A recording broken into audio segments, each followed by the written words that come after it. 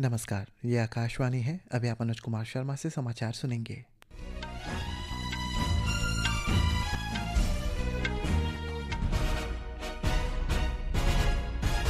पहले मुख्य समाचार। विदेश मंत्री डॉक्टर एस जयशंकर ने कहा, भारत जापान के बीच साझेदारी हिंद प्रशांत क्षेत्र में रणनीतिक स्थिरता को बढ़ावा देने में योगदान देती है।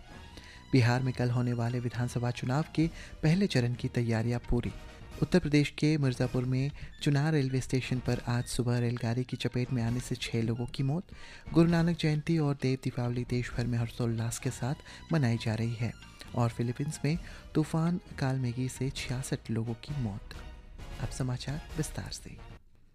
विदेश मंत्री डॉक्टर एस जयशंकर ने कहा है कि भारत जापान के बीच साझेदारी हिंद प्रशांत क्षेत्र में रणनीतिक स्थिरता को बढ़ाने में योगदान देती है। नई दिल्ली में 8वें भारत जापान हिंद प्रशांत मंच को संबोधित करते हुए डॉक्टर जयशंकर ने कहा है कि पिछले कुछ दशकों में दोनों देशों के बीच साझेदारी और मजबूत हुई है और ये पहले से कहीं अधिक महत्वपूर्ण हो गई है। उन्होंने कहा है कि भारत जापान सहभागिता को अपनी क्षमताओं का लाभ उठाने, आपूर्ति श्रृंखलाओं को मजबूत करने और आर्टिफिशियल इंटेलिजेंस, सेमीकंडक्टर, महत्वपूर्ण खनिजों, स्वच्छ ऊर्जा और अंतरिक्ष में निवेश पर ध्यान केंद्रित करना चाहिए। विदेश मंत्री ने उल्लेख किया है कि दो प्रमुख लोकतंत्रों और समुद्री राष्ट्रों के रूप में भारत और जापान की हिंद प्रशांत के प्रति बड़ी जिम्मेदारी है। दो प्रमुख लोकतंत्रों और समुद्री राष्ट्रों के रूप में भारत और जापान की हिंद प्रशांत क्षेत्र के प्रति बड़ी जिम्मेदारी है। हिंद प्रशांत महासागर पहल, जिसमें जापान समुद्री व्यापार, परिवहन और संपर्क स्तंभ का सह नेतृत्व करता है, हमारे योगदान को और आगे बढ़ाने की क्षमता रखती है। प्रधानमंत्री नरेंद्र मोदी और जापान के प्रधानमंत्री सनाए तकाइची की हालिया बातचीत पर जोर देते हुए डॉक्टर जयशंकर ने कहा कि ये दोनों देशों द्वारा अपनी साझेदारी को दी जाने वाली प्राथमिकता को दर्शाता है। बिहार में कल होने वाले विधानसभा चुनाव के पहले चरण के मतदान के लिए सभी तैयारियां पूरी कर ली गई है।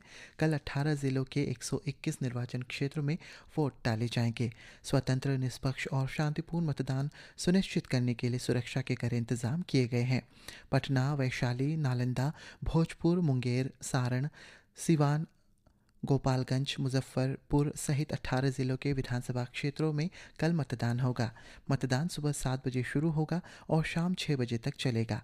हमारे संवाददाता ने बताया है कि मतदान प्रक्रिया की निगरानी के लिए सभी 45,341 मतदान केंद्रों के वेबकास्टिंग की जाएगी।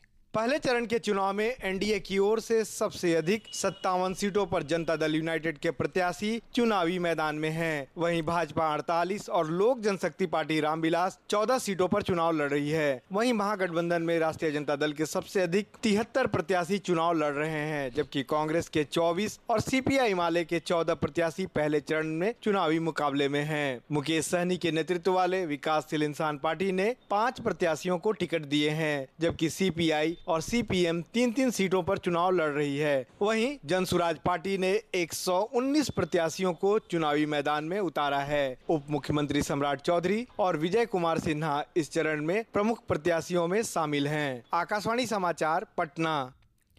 निर्वाचन आयोग ने आज नई दिल्ली में भारतीय अंतर्राष्ट्रीय लोकतंत्र और चुनाव प्रबंधन संस्थान में अंतर्राष्ट्रीय चुनाव आंकतुक कार्यक्रम 2025 की शुरुआत की।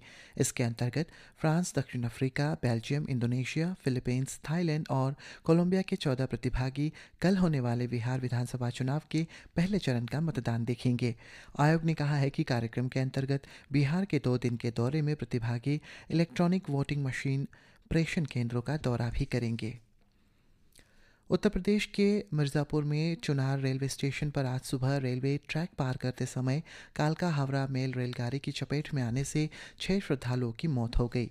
जिला मजिस्ट्रेट पवन कुमार गंगवार ने बताया है कि कार्तिक पूर्णिमा के पावन स्नान के लिए श्रद्धालुओं को लेकर गमो प्रयागराज बारवाड़ी पैसेंजर रेलगाड़ी सुबह 9:15 पर सोनभद्र से प्लेटफॉर्म नंबर 4 पर पहुंची। प्लेटफॉर्म नंबर 4 पर उतरने के बजाय श्रद्धालु दूसरी तरफ उतर गए और प्लेटफॉर्म नंबर 3 पर पहुंचने के लिए पटरी पार करने की कोशिश की, परंतु वहां से गुजर रही कालका मेल रेलगाड़ी की चपेट में आ गए। मुख्यमंत्री योगी आदित्यनाथ और केंद्रीय मंत्री तथा स्थानीय सांसद अनुप्रिया पटेल ने घटना पर शोक व्यक्त किया और अधिकारियों को तुरंत घटनास्थल पर पहुंचने, राहत कार्य में तेजी लाने और घायलों का उचित इलाज सुनिश्चित करने के निर्देश दिए। सिख धर्म के संस्थापक श्री गुरु नानक देव जी का 556वां प्रकाश पर्व आज धार्मिक उत्साह के साथ मनाया जा रहा है। 1469 में कार्तिक मास की पूर्णिमा के दिन ननकाना साहिब में गुरु नानक जी का जन्म हुआ था। उन्होंने ईश्वर पर एक है का संदेश दिया। वो एक महान आध्यात्मिक गुरु थे। उनका जीवन समानता, ईमानदारी, दयालुता, सत्य और प्रेम की शिक्षा देती है। एक रिपोर्ट।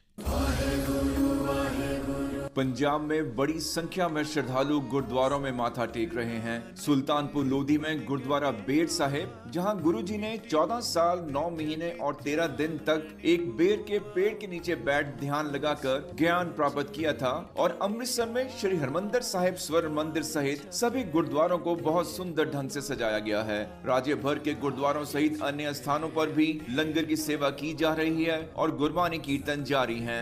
शाम को अमृतसर में श्री हरमंदिर साहिब और दूसरे गुरुद्वारों में दीपमाला और प्रदूषण मुक्त आतिशबाजी की जाएगी। राजेश बाली, आकाशवाणी समाचार, जलंधर। इधर अरुणाचल प्रदेश के राज्यपाल लेफ्टिनेंट जनरल चार्ट केटी पटनायक ने आज नाहरलगुन स्थित गुरुद्वारा साहिब में श्री गुरु नानक देव जी के 556वें जन्मदिन पर आयोजित कार्यक्रम में भाग लिया। इस अवसर पर राज्यपाल ने सभी राज्यवासियों, विशेषकर सिख समुदाय को हार्दिक शुभकामनाएं दी। उन्होंने कहा है कि गुरु नानक जयंती एक ऐसा पर्व है जो सभी को याद दिलाते हैं कि धर्म का असली सार सच्चाई, ईमानदारी से जीने, निस्वार्थ भाव से दूसरों की सेवा करने और हर इंसान में भगवान की ज्योति को पहचानने में है। उन्होंने इस बात पर जोर दिया कि शांति, विनम्रता और मानवता की सेवा का उनका संदेश आज की तेजी से बदलती दुनिया में भी बहुत मायने रखता है। राज्यपाल ने हर नागरिक से अपने जीवन में विनम्रता, ईमानदारी और प्यार की भावना को अपनाने का आग्रह किया। देव दीपावली आज मनाई जा रही है। इसे दीपोत्सव के रूप में भी जाना जाता है। एक रिपोर्ट। देव दीपावली का अर्थ है देवताओं की दिवाली। ये अंधकार पर प्रकाश की विजय का प्रतीक है। देव दीपावली दिवाली के 15 दिन बाद कार्तिक पूर्णिमा की रात को मनाई जाती है। मान्यता के अनुसार आज के दिन देवता पवित्र गंगा नदी में स्नान के लिए पृथ्वी पर उतरते हैं। इस रात वाराणसी वास्तव में प्रकाश नगरी काशी बन जाती है, क्योंकि असंख्य दिए देवताओं के स्वागत का दिव्य संदेश देते हैं। दियों की झिलमिल दीप मालिकाओं का ये अद्भुत मिलन सभी को मंत्रमुग्ध कर देता है। नदी के घाट, मंदिर और घर के छत दियों की रोशनी से जगमगाते हैं। गंगा नदी में दियों के प्रतिबिंब से प्रकाश की एक झिलमिलाती आकाश गंगा बन जाती है। समाचार कक्ष से जागृति शर्मा। फिलीपींस में इस साल के सबसे भीषण कालमेघी तूफान से 66 लोगों की मौत हो गई है। तूफान से लाखों लोगों को अपने घरों से पलायन करना पड़ा। ये तूफान कल सुबह तट पर पहुंचने के बाद से कमज़ोर पड़ गया है। राष्ट्रीय आपदा जोखिम न्यूनीकरण और प्रबंधन राष्ट्रीय का अनुमान है कि 49 मौतें सेबू में हुई है। इसमें से ज़्यादातर मौतें मलबे और दब जाने से भूस्खलन, बारिश और बाढ़ के कारण हुई है। तूफान के वियतनाम की ओर बढ़ने का अनुमान भी व्यक्त किया गया है। जीएसटी दरों की कटौती के साथ 22 सितंबर को शुरू किए गए जीएसटी बचत उत्सव से देश भर के नागरिकों को लाभ हुआ है। हमारे संवाददाता ने बताया है कि अगली पीढ़ी के जीएसटी सुधारों से नागालैंड की अर्थव्यवस्था को बढ़ावा मिल रहा है। नए जीएसटी सुधार नागालैंड की अर्थव्यवस्था को मजबूत करने की दिशा में एक महत्वपूर्ण कदम है। नए कर ढांचे के अंतर्गत 7,500 रुपए तक की कीमत वाले होटल के कमरों पर कर की दर 12% से घटाकर 5% कर दी गई है। इसके कारण होटल में रहना अधिक किफायती हो गया है और नागालैंड राज्य में पर्यटन के व्यापक विकास को समर्थन मिला है। नए जीएसटी सुधारों ने नागालैंड कॉफी के लिए भी नए अवसर पैदा किए हैं। भुनी हुई फलियों पर दरें 12% से घटाकर 5% और कॉफी के अर्क पर 18% से घटाकर 5% कर दी गई है। इस कमी से कुल लागत 6.25% से 11% तक कम होने की उम्मीद है। शिवांग मिश्रा के साथ आदर्श, आकाशवाणी समाचार, दिल्ली। मौसम विभाग ने आज तमिलनाडु, पुडुचेरी और कराईकल में अलग अलग स्थानों पर बिजली चमकने और बादल में गरज के साथ मूसलाधार बारिश होने का अनुमान व्यक्त किया है। इसी प्रकार स्थिति पूर्वोत्तर भारत के नागालैंड, मणिपुर, मिजोरम और त्रिपुरा में भी रहने की संभावना है। इधर ईटानगर मौसम विभाग ने आज अरुणाचल प्रदेश की अंजाव, लोहित, चांगलांग, तिराप और लोंगडिंग के लिए अगले 24 घंटों में गरज के साथ बिजली चमकने का येलो अलर्ट जारी किया है। इसी के साथ ये समाचार बुलेटिन समाप्त हुआ। नमस्कार।